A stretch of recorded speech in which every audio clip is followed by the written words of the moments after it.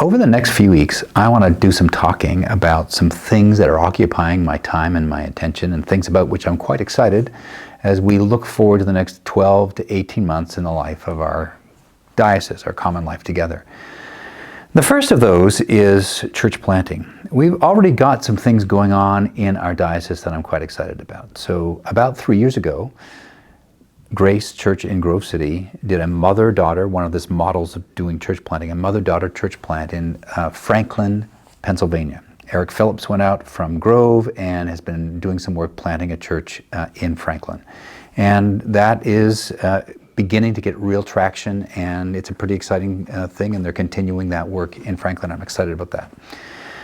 Also, Redeemer in Nashville is in the process of doing some real work and planting a church in Columbia, Tennessee, which is some miles south of Nashville. And so again, John Mark Smith, who is the youth worker there at Redeemer Nashville, is working on this church plant in Columbia. So there's some things that are already happening. But additionally, we as diocese, as a diocesan organization, not a mother-daughter church plant, but a diocesan church plant, are asking questions about, are there places, communities, where we think there should be an Anglican church where there is not currently, for whatever reason. And so we're doing some real thinking about that. And as we think about that, one of the things that I've realized is the minute you begin to talk about church planting,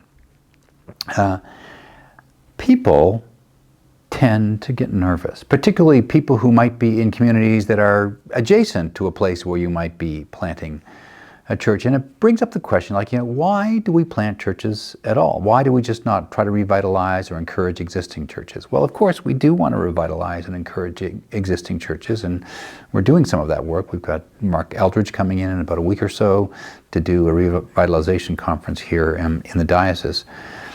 But there is something about a church plant that does something a little bit differently. And I do think it's important to think this through. Tim Keller wrote an article, Why Plant Churches, probably more than a decade ago, that somebody had pointed out to me a little while ago, and afresh. And there is something true about a church plant that tends to be better at seeking out and incorporating new people, partially because that's what they're all about initially. There is a real initial sense, like, there's this handful of us, and if we're going to be a church, we need more people. There is a real focus and energy around integrating other people. Now, other existing congregations need to do that as well, but there's something about church plants that tend to do that better. And so that's one of the reasons why we plant churches.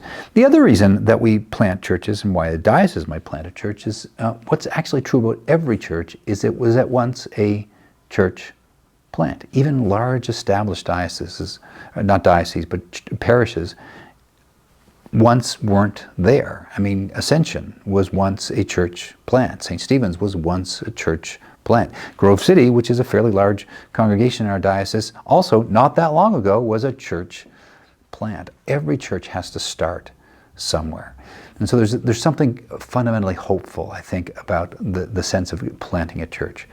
So we have a church planting working group, and we are doing some thinking and some analysis and talking to people about where there might be places to be planting a church, and we're hoping within the next 12 months to have something actually from a diocesan level, in addition to what we're already doing, that's also another church plant, and about which I am very excited. So keep praying for us as we continue to think about planting churches.